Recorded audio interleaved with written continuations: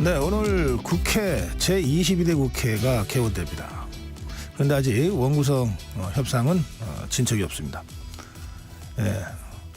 이 상황에서 가장 바쁘게 움직일 사람, 양당의 원내 수석부 대표입니다. 양당 협상의 실무 책임자들이기 때문에 그렇습니다. 이 시간 국민의힘의 원내 수석부 대표 배준영 의원 전화 연결해서 전국 현안에 대한 말씀 듣겠습니다. 의원님 안녕하세요.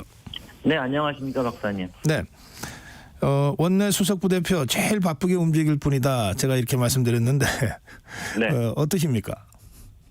네 그렇습니다. 지금 원 구성도 해야 되고요. 네, 또 뭐 방배정 같은 실무에서부터 오늘은 국회가 처음 시작하는 날인데 국회의원 워크숍을 저희 모든 의원들이 천안으로 떠납니다. 네, 네, 대소사를 다 챙기고 있습니다. 아무래도 함께 일할 이 정치인들과의 그 합이라고 하죠. 이게 중요한데 원내 수석부 대표는 역시 원내 대표를 모시고 일하는 자리니까 추경호 네. 대표하고는 잘 맞으십니까? 네, 제가 지난 국회에서 기재위에서 오랫동안 같은 의원으로서 일했고요. 네. 또 기재위에서 또 기재부 장관으로 출석을 해서 여러 경제 현안을 논의한 신뢰를 바탕으로 지금까지 왔는데 저보고 꼭 같이 일을 했으면 좋겠다고 해서 네. 제가 지금 하고 있는데 추 대표는 선도 굵고 디테일도 잘 챙깁니다. 그래서 지난번에 한 70% 정도 되는 의원들의 표를 받았는데요. 네, 같이 잘 모시고 잘 챙기겠습니다. 예. 근데 또 한 사람의 합이 잘 맞아야 되는데 네. 상대방인 더불어민주당 원내 수석부 네. 대표요. 지금 누가 네. 맡고 있죠? 박성준 원내수석님이 맡고 계신데요. 네, 어떠세요? 네, 참 좋으신 분이고 그리고 제가 예전에 한 방송에서 한 1년 가까이 매주 토론을 했던 분입니다. 아, 그래서 그러셨군요. 네, 서로 잘 압니다. 네. 그러면 원구성 협상 잘 진행될 거라고 봐도 될까요? 네.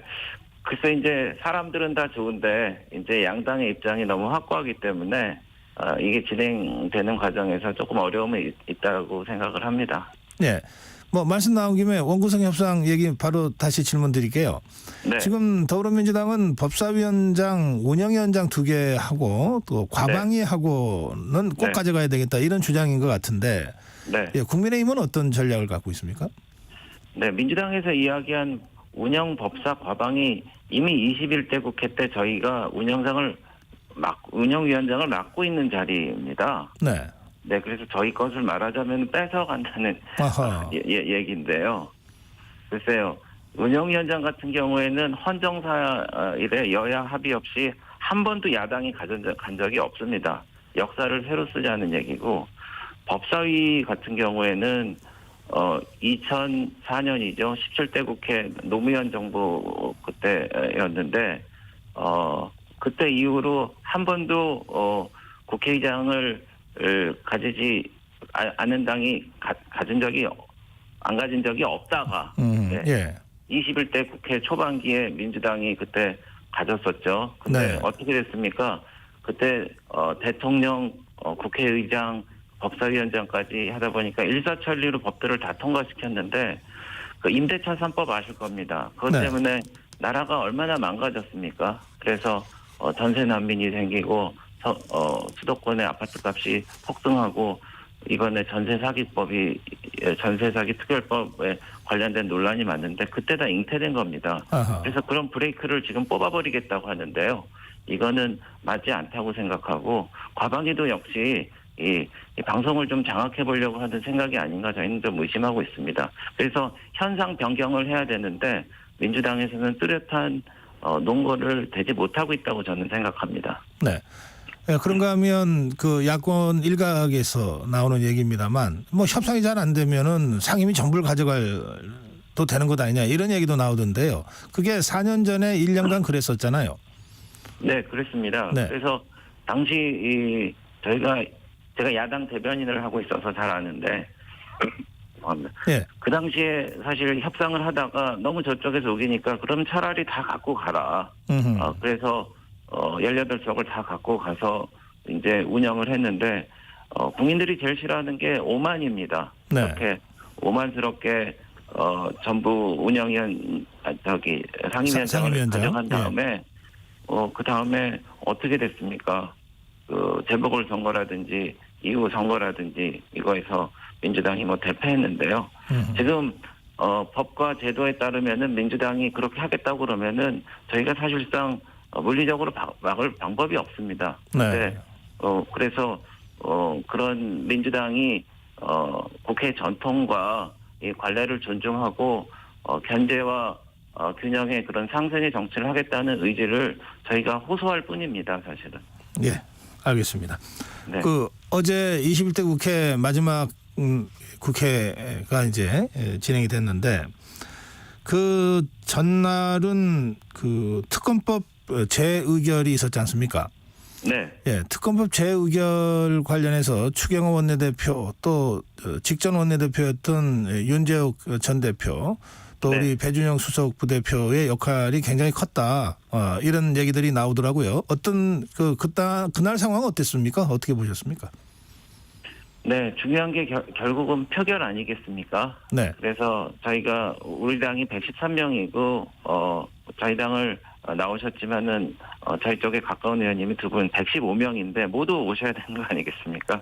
그래서 오전까지 모두 확인하고 1시간 전에 의원총회에서도 모두 확인했는데 막상 회의장에 안 오신 분들이 계셔갖고 저 급하게 전화도 하고 좀 그렇게 했는데 네. 글쎄요. 근데 그 나오신 분들 중에 한 과반수 이상이 이제 22대 국회 때는 같이 못 하시는 분들이에요. 아하. 예. 예, 그래서 상당히 좀 마음도 불편하신 분들도 많으시고 심지어는 몸도 불편하신 분들이 많았는데 이번 마지막 국회를 저렇게 민주당이 하죽지세로 그 입법 독대를 하는 것을 받아들일 수가 없다라는 의지를 밝히시고 오신 의원님들께 감사할 따름입니다. 네.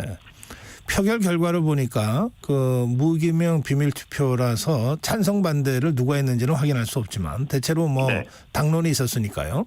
네. 그런데 내 표의 무효표는 이게 누구 표냐? 이거는 많은 분들이 관심을 갖는데 네. 우리 배준영 부대표는 어떻게 생각하고 계십니까? 네, 무효표가 내 표가 나왔는데 사실 4년 의정 활동하면서 무효표를 할 수가 없습니다. 의도적인 무효표라고 보여지고요. 네. 이게 표를 보면은 범야권은 179명 투표했는데 찬성이 179표가 나오지 않았습니까? 네.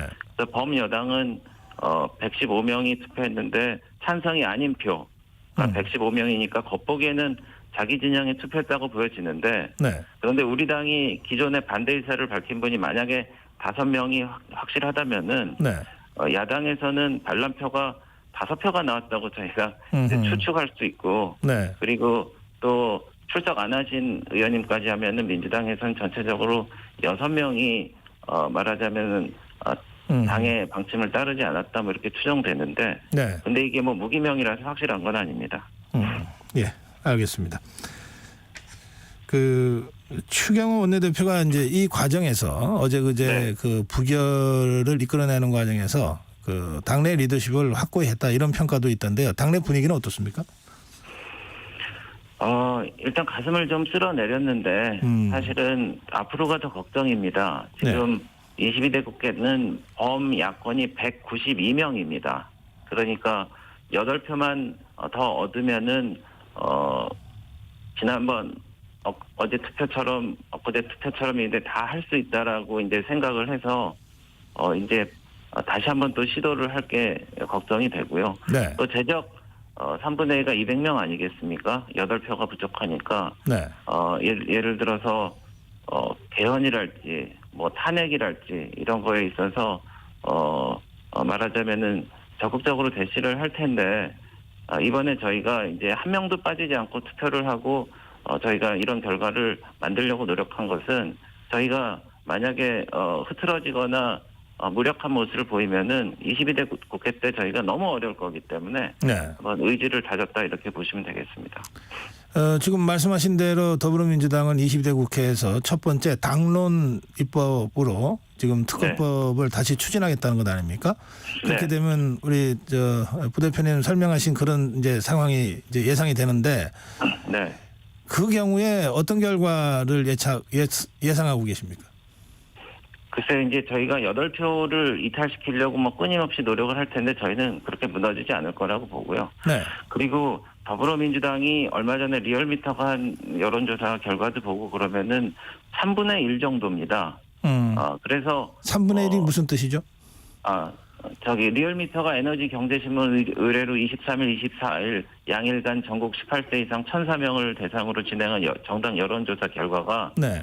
예, 더불어민주당이 33.9%라는 얘기인데요. 예, 지지율이? 예. 네네, 지지율이요. 네. 네네. 예. 그래서 불과 3분의 1 정도 지지를 받은 정당이 과연 범야권이 192명이라고 해서 모든 것을 그렇게 국회를 마음대로 좌지우지하고 그렇게 입법에 관련해서 독단적으로 견제와 균형의 원리를 상실해가면서 하는 게 맞는지 국민에게 좀 물어보지 않을 수 없을 것 같습니다.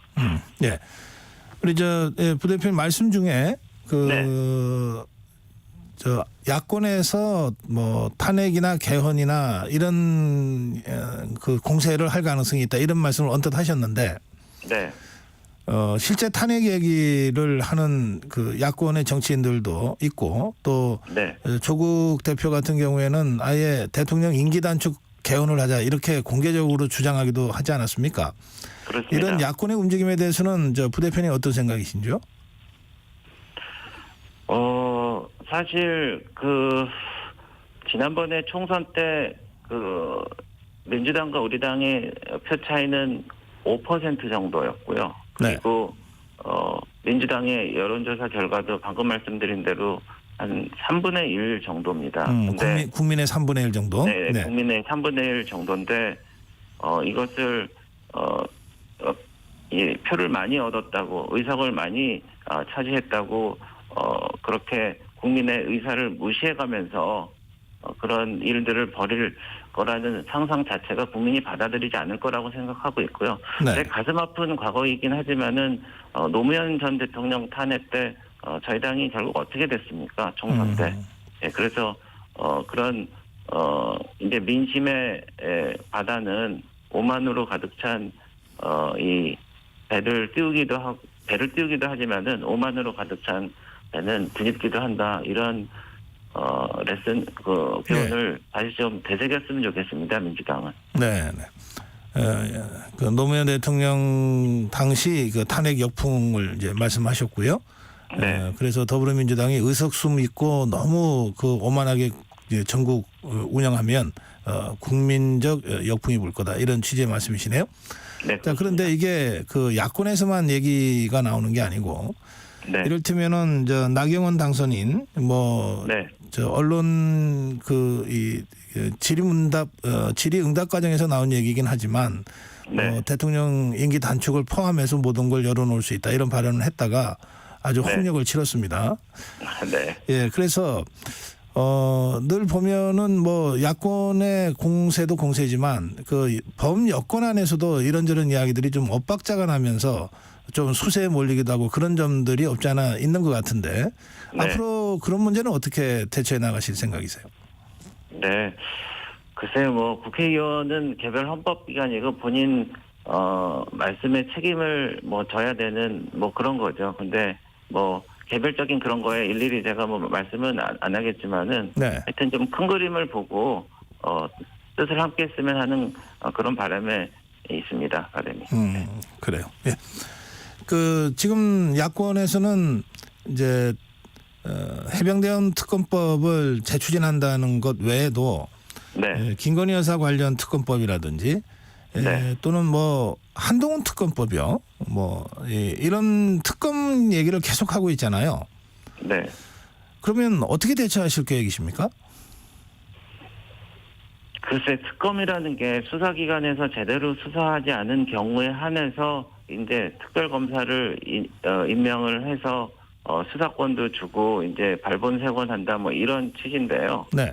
예, 글쎄 말씀하신 사건 중에 상당 부분은 검찰에서 다 혐의가 밝혀지지 않았거나 법원을 통해서도 별 문제가 없었거나 이런 일들을 다 이제 민주당에서 들춰내려고 하는 것 같습니다. 네. 그리고 특히 공수처 같은 경우에는 이번에 최상병 특검법도 있습니다만은 공수처는 그 4년 전서부터 민주당에서 그 패스트트랙을 무려 2번이나 행사한 다음에 만든 기관이고, 제가 기획재정위원회지만은 기획재정위원회 예결 소위가 파행된 게 공수처 건물을 지어주지 않으면은 회의를 할 수가 없다라고 해서 파행됐고, 뭐 그 정도로 해서 민주당에서 애지중지해서 결국은 최상병 특검법도 수사 의뢰를 한 겁니다. 네. 근데 이제 와서 그거를 맡기지 못하겠다고 하고 특검을 해야 되겠다고, 다른 사람들도 다 비슷한 것 같은데요. 뭐 참 코미디 같은 일인데, 저희가 우리 최상병 사건을 가슴 아파하지 않은 사람 어디 있고, 그것을 정확하게 밝혀내서 국민들에게 알려야 된다고 생각하지 않는 분이 어디 있겠습니까?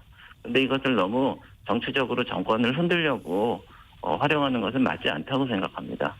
예, 그 해병대 순직 사건 관련해서 어제 네. 오늘 이제 윤석열 대통령이 이종섭 당시 국방장관하고 그 통화한 것이 이제 뭐 몇 시에 몇 초 이런 식으로 이제 보도가 막 되고 있지 않습니까? 네. 이 부분은 어떻게 보십니까? 글쎄요, 대통령이 장관한테 전화 통화를 한 게 글쎄 큰 문제가 된다면은 앞으로 어떻게 할 것인가 그런 걱정이 들고, 또 하나는 글쎄요, 국군 통수권자가 장관한테 전화를 하면서 이런저런 의견을 나눌 수가 있고, 그리고 그 과정에서 어떤 의견이 오갔는지 지금 사실 밝혀지지 않은 상황에서 그것을 심소봉대해갖고 기정사실화하는 것은 맞지 않다고 봅니다. 네. 예, 저희가 오늘 속보로도 전해드렸습니다만은 북한이 또 탄도미사일을 발사했습니다. 예, 그런가 하면 어제는 하루 종일 이 북한이 날린 그 오물 풍선 때문에 정말 좀 뭐 불쾌하고 막 좀 불편하고 불안하고 뭐 하여튼 그런 심정들이었어요. 네. 우리 배준영 수석부대표 지역구도 접경 지역이죠? 네. 그래서 저도 어제 저희 강화 교동면에 오물 풍선이 떨어졌습니다. 아, 그래요? 예. 네. 그리고 제 지역구인 연평도에 GPS 교란이 벌어졌고요. 정말 안타까운 일입니다. 근데 제가 말씀드리는 거는 문재인 대통령 지난번에 외교안보 관련된 자서전이라고 그러나요? 나왔는데 2탄이 나왔으면 좋겠습니다. 회고록이요? 예. 회고록이 2탄이 나왔으면 좋겠다고 생각하는 게, 네. 그때 남북 연락사무소가 폭파되고 그런 정황에 대해서도 제가 좀 소상히 알고 싶고요. 네. 그리고 연평도 앞바다에서 공무원이 불에 타서 소외되는 그런 가슴 아픈 사고가 있었지 않습니까? 네. 그거에 관련돼서 정부에서는 어떻게 대처했는지 뭐 이런 것도 알고 싶고요. 그래서 안보를 그렇게 물렁하게 하고 만만하게 하니까 우리가 이 지경이 와서 저희가 미사일을 매번 우리 머리 위로 날리고 오물폭탄 맞고 그런 거 아니겠습니까? 네. 그래서 이번에 사실 한중 회담 간에 한반도의 완전한 비핵화라는 이야기가 나오지 않아서 좀 유감스럽기는 한데, 저희가 좀 안보 태세를 좀 더 굳건히 하고 안보에는 여야가 없다는 것을 민주당에서도 좀 확인해 줬으면 좋겠습니다. 예. 그 지역구가 인천 강화 옹진입니까? 네, 강화 옹진 중구입니다. 아, 인천 중구하고 강화하고 옹진이요? 네네. 그 지금 백년도 연평도가 다 옹진군에 들어가 있는 거죠? 네, 그렇습니다. 그래서 그렇게 ICBM이 날아가고 뭐 그런 상황이 되면은 정말 저희는 사이렌 울리고 대피하고 정말 굉장히 저희가 주민들이 갖는 심리적인 부담이라는 것은 말도 못 합니다. 그러니까요. 네. 예. 예. 의원님, 그 지역구를 위해서 앞으로 어떤 데 좀 신경을 많이 쓰실 계획이십니까? 네, 저희 백령도 같은 경우에는 배 타고 4시간 반이나 갑니다. 그래서 공항도 생기고 그러겠지만은 지역의 균형 발전을 위해서 교통편, 네. 예를 들어서 저희가 영종 같은 경우도 지역구입니다만은 그 지역구 주민들 같은 경우에는 통행료가 지난 10월부터 무료가 됐습니다. 아, 예. 예, 그리고 백령도 공항도 생기고 또 강화 같은 데는 고속도로가 이제 또 하나 생겨갖고 강화까지 이제 안 막히게 가게 될 수 있게 확정이 돼서 네. 올해 시공사가 정해지고요. 네. 그래서 이제 교통과 말하자면 복지와 교육 이런 게 전 국민이 고르게 누려야 될 혜택, 국가가 줘야 될 혜택이라고 그러면은 저희 지역에서도 그렇게 고른 혜택이 갈 수 있도록 네. 제가 뭐 노력하고 있고 앞으로도 계속 실천을 해나가겠습니다. 제가 매니페스토를 실천을 83개를 지난 21대 국회에서 했는데요. 네네. 그래서 보통 의원님보다 한 4배 정도 된다고 하더라고요. 그렇군요. 예. 더 열심히 하겠습니다. 예, 시간이 별로 없어서 네. 짧게 답변 부탁드릴게요. 네. 그 상임위는 어디를 가실 겁니까? 아이고, 제가 이제 상임위를 정하는 그 심판입니다. 그렇군요. 예. 네, 심판장은 우리 김영호 대표님이라서요. 네. 제가 하여튼 저는 원하는 상임위는 있는데 네. 전체적인 구도에 맞게 저도 들어가서 우리 민주당의 어떤 일방 독주를 막아내는데 저도 일조하려고 하고 있습니다. 예, 다른 의원들 희망 상임위 먼저 다 배정해주고 마지막으로 갈 사람 없는데 갈 수밖에 없다 처지가.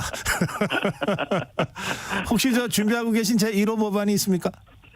제가 이제 영종이 지역구고 예. 이제 곧 이제 인천공항이 1억 명 시대를 열게 됩니다. 네네. 그리고 전국에 공항이 산재해 있는데 그래요. 예. 인천공항을 빼놓고는 적자공항이 많은데 이게 왜냐면은 이 주변에 있는 지역과 네, 조금 줄여주셔야 되겠는데요. 네네 같이 상생할 수 있는 네. 그런 여러 가지 정부 지원을 넓히는 그런 알겠습니다. 법안을 만들어서 실천하겠습니다. 영종도항 관련 법안 준비하고 계시다고요? 예. 전격 시사 일부 배준영 원내수석부 대표와 함께했습니다.